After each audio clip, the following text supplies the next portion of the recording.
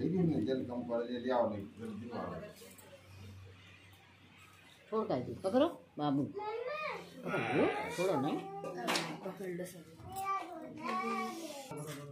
अभी हमें हाल हो जाता सारी हाँ ऐसे कर ले और इन्हीं के ऊपर जल गिरना चाहिए ओम ओम ओम सर्वजीरिका प्रकाशाय द्राक्षा सहस्रपातो शभो मेघ्वं सर्वतस्प्रत्वात् तिथिसांगुलम् पुरुषये वेदकं सर्वं यद्भूतं यच्च भाव्यम् उतामृतशेषानो यदन्नेनात्रिर्भवति एतावानश महिमा तो जायान् पुरुषा पादोष विश्वाभूतानि त्रिपादश्यामृतनिधि त्रिपादोदय पुरुषा पादोषया भवद्वना ततो विक्रम ग्रामसनास्नास्नेयावि ततो विराजयाय विराजयाय ततो विराजयाय विराजयाय पुरुषादनातो श्रीजपचाभूमितो प्रहा तस्मादिका सर्वदादजा सामान्यग्नेशन्माग्नगुंसवे तस्मादयाय तस्मादत्वायाय दिनेकेजोभयाततः सागो जगने तस्मात् तस्मात् जाता जावयः तम जगनं बलि पुरुषं पुरुषञ्जात्मकता तेन देवायन्त साध्यादिशेषजे यद पुरुषं वदतु कददातुकर्पणेनो अकङ्गमस्याचितं उपादाउच्यते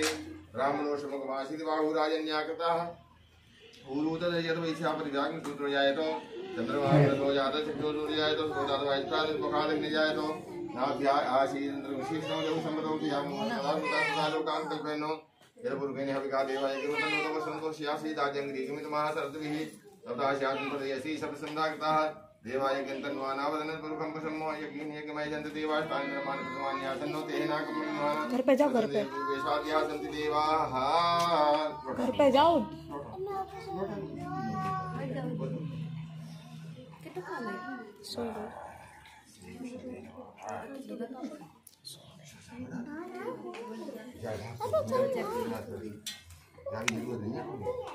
मैं करा नहीं है पंडित ने जल्दी भाई एक में तो हो जाती क्या करता हो जाती नियम जो ही है भगवान का अभिषेक हो गया पूजा हो गई अब जो ऑफिस गए थे ऑफिस से हाँ बेटा छोड़ गया था लो जैसे अपन नाम पोषण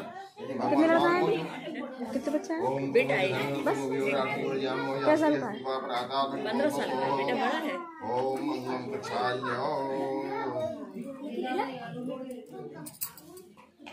सोने की आसन दे दो भगवान को स्वर्ण सिंहासनम दिव्यम नानारत्न विभूषणम आसनमय तुम ग्रहण परमेश्वराः ओम आसनार्थे पुष्पाणियम समर्पयामि भ्यो नमो नमः तुलसी दे दो तुलसी में रूपम तिलकम रूपम तिमंजलि भावम उत्पदाम वीर बजरंग बली की जय सद्गुरुदेव भगवान की पूज्य माता पिता की धर्म की अधर्म का प्राणियों में सद्भावना हो विश्व का कल्याण गौ माता की बस्ती नगर की जनता जनार्दन की भक्त समाज की संत समाज की विप्र समाज की हर हर महादेव नमः पार्वती पते हर 2 बार भगवान का नाम लें हरे श्री राम जय राम जय जय राम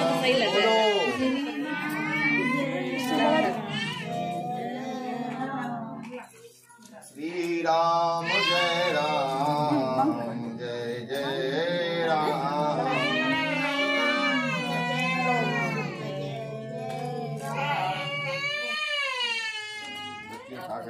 अम्मा नहीं लगाओ अम्मा कौन लगाएगी बच्चे की बना भी अच्छा नहीं लगा सच्चिदानंद भगवान की जय। देखो भगवान की कथा और भगवान का नाम लेने के लिए भगवत की कृपा ही होती है या भगवान की कृपा ही होती है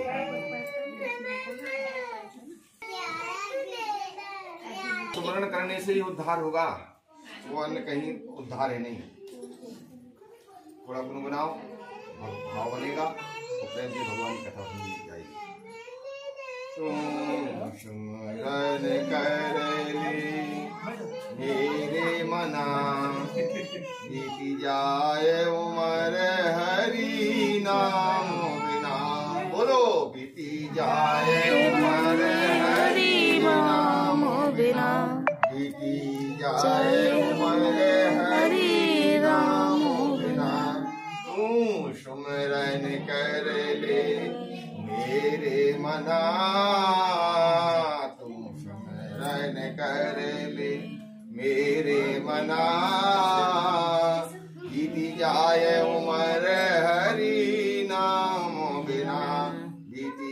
जाय उमर हरि नाम बिना। कैसे? बोले पक्षी पंख बिना, पक्षी के पंख ना हो तो पक्षी क्या करे, धरा रह जाएगा धरती में। पक्षी पंख बिना हस्ती दंत बिना, नारी देखो भला पुरुष बिना। वैश्या को पुत्र बितावे नहीं ना। जैसे वैश्या जानते हो, रण्णी है, उनका बेटा अगर हो जाए, पहले तो भी होता नहीं है, बहुत अध्यात्म की कथा है, ऐसा न सोचिए पंडित जी का कह रहे, बहुत कथा सुनने के लिए हिम्मत चाहिए। वैश्या को पुत्र पिता वे नहीं ना। जैसे वैश्या का पुत्र पिता के बिना हीन होता है, कोई पता नहीं उसे बेटा को मेरा बाप कहाँ है। ऐसे ही बताया है गुरु नानक ने, संदेश दिया है हम आप सबको। ऐसे ही प्राणी हरि नाम बिना, ऐसे ही प्राणी हरि नाम बिना। तुम सुमरन कर ले मेरे मना, बीती जाय उमर हरि नाम बिना। फिर क्या कहा? बोले देह प्राणो बिन, शरीर में प्राण नहीं है तो शरीर का काम कोई महत्व नहीं है इसका। देह प्राणो बिनो रेनो चंद्र बिनो। अगर रात होती है और उसमें चांदनी रात होती, कितना सुहावना लगता है, लाइट वाइट सब फैले उसके आगे, और चांदनी रात हो तो कितनी सुंदर लगती है। और कहावत भी है, चार दिना की चांदनी फिर अंधियारी रात। हाँ, तो चांदनी रात बहुत सुहावनी, और चंदा नहीं है तो रात भी अच्छी नहीं लगती। ऐसे ही उनका भाव है, देह प्राण बिनो चंद्र रेनो बिनो, धरती देखो भला मेघ बिना। अगर धरती पे मेघ नहीं बरस रहे, जल नहीं बरस रहा, मेघ प्रसन्न नहीं है, तो धरती भी सूखी डरी रहती है, हरी भरी नहीं होती है, शोभा ही नहीं देती है। वृक्ष लताएं सब सूख जाते हैं, हाय हाय मच जाती है, लोग प्राणी तरसते हैं जल के लिए। धरती तो देखो भला मेघो बिना। और पंडित जी हुए, और पंडित जी पढ़े लिखे न हुए, नाम के पंडित जी हो तो क्या काम की, वेद का ज्ञान नहीं है, शास्त्र का ज्ञान नहीं है। तो नानक जी ने संदेश दिया है, जैसे पंडित वेद भी नहीं ना, जैसे पंडित वेद भी नहीं ना, जैसे ही प्राणी हरि नाम बिना। सुमरन कर ले मेरे मना, बीती जाए उमर हरि नाम बिना। और फिर कहा है, जैसे कुआ में जल नहीं है तो कुआ किस काम का? कुआ जानते हो? कूप अब तो भूले जा, आजकल के बच्चे लोग सारे नहीं कुआ कैसे होते हैं। कूप नीर बिना, कुआ सूखा हो, उसमें जल ना हो, नीर माने जल ना हो, तो बिना मतलब का गड्ढा है, गिर पड़े तो मर जाए, चाहे पशु गिरे सो मरो जाता, आदमी गिरे तो मरो जाए, जल भरोगे तो नहीं मरे। और जल होता है तो उससे सिंचाई होती है, पीने के लिए जल मिलता है, नहीं तो शोभा नहीं देता है। ऐसे कहा है, कूप नीर बिना, कूप नीर बिना, धेनु शीर बिना। और गैया बांधे हुए अगर कोई, और गाय दूध न दे रही हुई, तो घास खिलाते रहो, दाना खिलाते रहो कि खाए, और सेवा करते रहो, हंसे रहो, और दूध दे रही हुए तो बड़ा आनंद है, गाय जैसा दूध। बोले शंकर जी का और इंद्रदेव का और भगवान का ये दीपक जल रहे हैं, कितने सुहावने लग रहे हैं, इन्हीं में भगवान आ गए। ऐसे ही भाव रहता है, भाव की जो पूजा है, इसी में भगवान को अपन ने आह्वान किया है, दर्शन हो रहे हैं, ये साक्षात भगवान विराजमान है। तो मंदिर सुनो देखो दीप बिना, सरोवर सुना देखो फल भी नहीं ना। अब तरोवर माने वृक्ष, वृक्ष में खड़े हो, बहुत बड़े बड़े वृक्ष हो, इनमें छाई न हो और फल भी नहीं हो, तो क्या काम के खजूर जैसे। बड़ा हुआ तो क्या हुआ, जैसे पेड़ खजूर, और पंथी को छाया नहीं और फल ला गया थे दूर, फल की इच्छा करे तो वही नहीं पहुंच पा रहा है, तो बड़ी दिक्कत है। तो तरो जैसे तरो बेर फल बे नहीं ना, ऐसे ही प्राणी हरि नाम बिना, सुमरन कर ले मेरे मना, बीती जाए उमर हरि नाम बिना।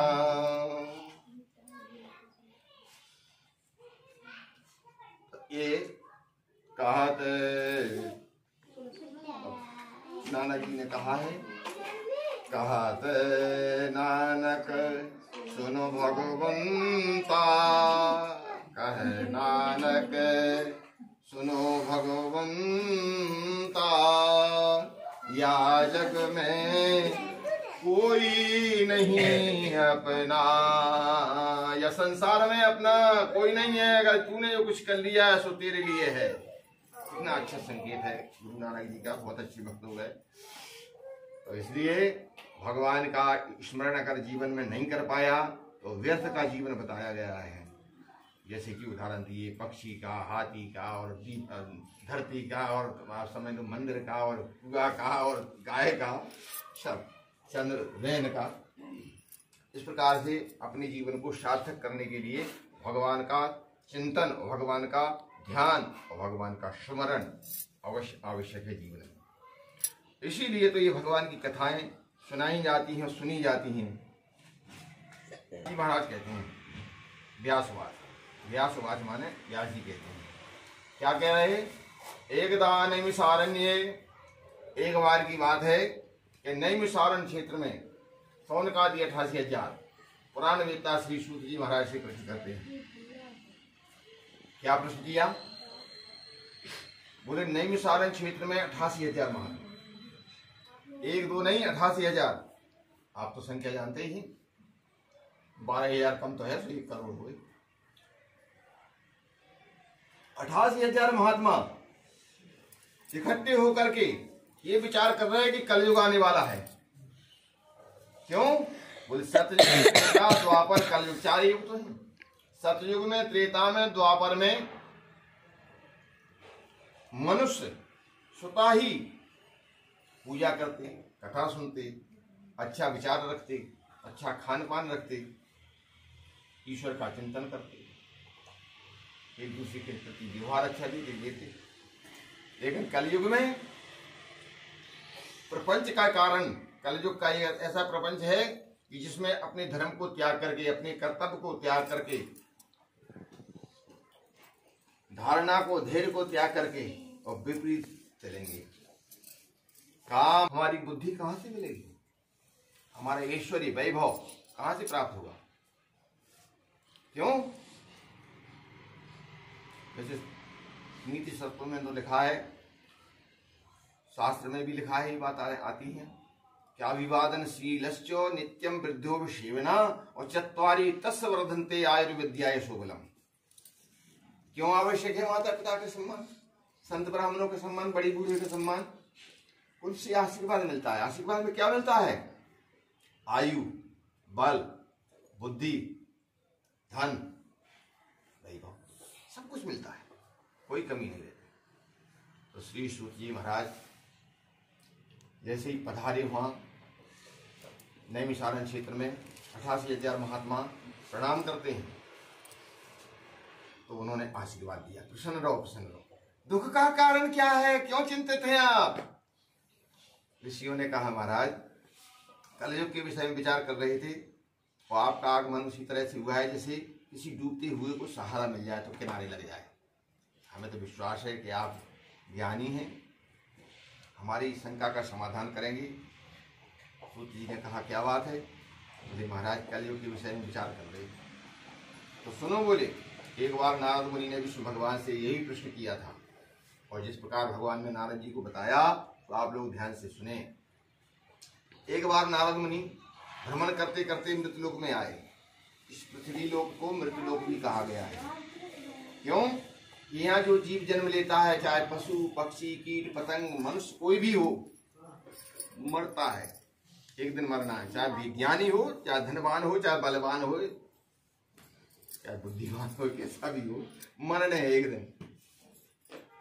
करपात्री जी महाराज देखो, सम्राट विद्युत समाज के अद्वितीय विद्वान, इतना धारा प्रवाह बोलते थे करपात्री जी महाराज। ये भगवान, हम तो जब छोटे थे उनका सुना, वाह क्या बात है। कोई नहीं बच्चों, फिर भी नहीं रहे संसार में, कहने कम। तो ये मृतलोक है। इस मृतलोक की स्थिति नारद जी ने देखी कि नाना प्रकार की योनि में जन्म ले रहे हैं प्राणी। कोई पशु बना है, कोई पक्षी बना है, कोई पेड़ भी बना है, कोई कीट पतंग नाली के कीड़े बने हैं, कोई मनुष्य भी बने हैं। तो मनुष्य भी ऐसे बने हैं कि मैंने जो ज्ञान नहीं है कि हमारा कर्तव्य क्या है, हमें क्या खाना चाहिए, क्या पीना चाहिए, क्या पहनना चाहिए, क्या व्यवहार करना चाहिए। व्यर्थ है जीवन। इसलिए तो नानक जी ने कहा है कि तुम सुमरन कर ले मेरे मना, बीती जाए उमर हरि नाम बिना। भगवान का नाम लीजिए तो अंतःकरण की शुद्धि होती है। ये शास्त्रों में पुराणों में वर्णन है। और बिना ईश्वर की चिंतन के बिना आदमी का उद्धार होना बड़ा मुश्किल है। तो नारद जी बोले कि ये भगवान आप कृपा करें, मैं ये क्या देख रहा हूँ, ये मृत्यु की स्थिति बड़ी विचित्र है, पापाचार दुराचार मचा हुआ है। तो भगवान चतुर्भुजी रूप में प्रकट हो गए। बोलो चतुर्भुजी भगवान की जय। ये दर्शन है भगवान के चतुर्भुजी, इनको ही कहते हैं। और चतुर्भुजी के रूप में नारद जी ने दर्शन किया और प्रणाम किया और कहा प्रभु आपने बड़ी कृपा करी, दर्शन दिया, आप इतनी कृपा और कर दो कि कल युग के प्राणियों का उद्धार हो जाए। महाराज मैंने देखा इतना दुखी हो रहे हैं, मनुष्य के उद्धार के लिए आप कृपा करें। तो भगवान कहते हैं कि हे नारद जी, मेरा एक अवतार है, भगवान का अवतार है कल युग की जीवों के उद्धार के लिए। क्या? बोले ये विष्णु भगवान का भी दर्शन किया था, ढक गए तुलसी से। तो ये विष्णु भगवान पत्थर की शिलाखंड में भगवान ने कहा मैंने अवतार लिया है शिलाखंड में, और मेरे साथ ये तुलसी लक्ष्मी के रूप में है वृंदा। ये तो आप लोगों को पता है कि जब भगवान ने देवास